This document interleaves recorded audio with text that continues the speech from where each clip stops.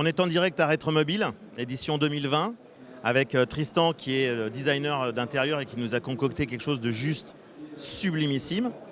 Et Arnaud Belloni, qui est le patron du design, presque, du marketing et de la communication. J'aimerais bien, mais j'ai pas les compétences. On va peut-être pas cumuler tous les postes. Non, à un moment donné, voilà, deux c'est déjà pas mal. Bon.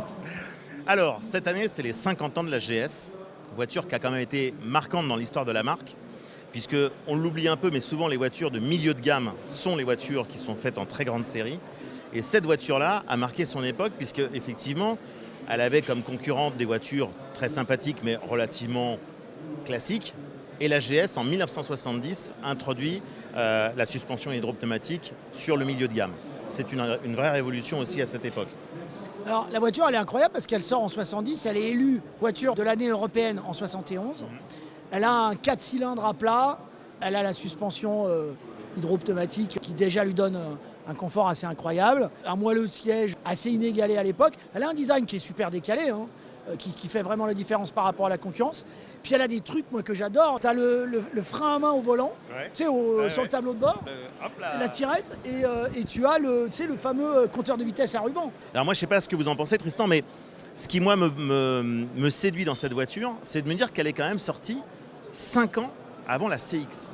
C'est un peu un outsider. Je crois quand elle est sortie, ils planifiaient de la sortir pour 2-3 ans maximum.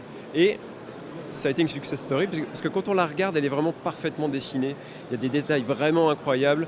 On a envie que de l'aimer. Donc ma mission qui était de refaire l'intérieur, de retrouver une harmonie qui est totalement propre à ce que j'ai imaginé, qui n'a jamais été comme ça, ni dans les matières, ni dans les couleurs. J'ai respecté l'intégralité du design, bien sûr. Voilà, on a une sensualité, on se sent bien.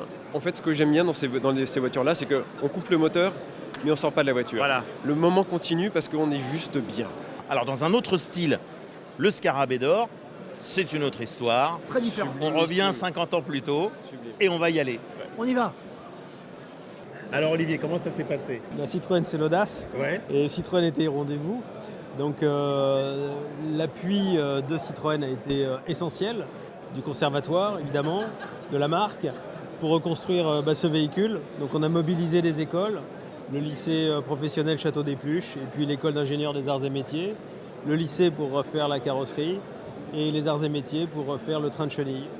Et puis 50 000 heures de travail après, sur 11 sites de production, plus de 160 élèves pendant 3 ans, avec 40 professeurs. Et ben voilà, ça donne un bébé qui s'appelle Scarabée d'or et qui est fonctionnel et puis qui est prêt à vivre de nouvelles aventures. Bravo pour tout ça. Et l'aventure continue et comme dirait Jacques Séguéla, en avant Citroën. Ben, complètement. Alors donc du coup, à la Ferté-Vidame et même carrément dans le 15e arrondissement quand on a fait l'événement en juin, Borne Paris 15, je vois Olivier et je ne sais pas, à peu près au même moment, on se dit mais honnêtement, on n'a pas fait tout ça pour ça. Ça peut pas s'arrêter pour là. l'exposer en statique. Ça peut pas s'arrêter donc là. on se dit, moi je lui dis mais en fait il faut la refaire, la traversée. En 2022, on va prendre la route. Donc 2022, décembre 2022, janvier 2023, on va faire le même voyage, sauf que tu nous connais, on le fait jamais, on se plonge pas dans le passé aussi facilement. Non. On va utiliser le passé, nourrir le présent et inspirer l'avenir. Donc on va effectivement le faire avec Scarabée d'or. Nous allons construire Croissant d'argent. Donc on a pris la décision de construire Croissant d'argent.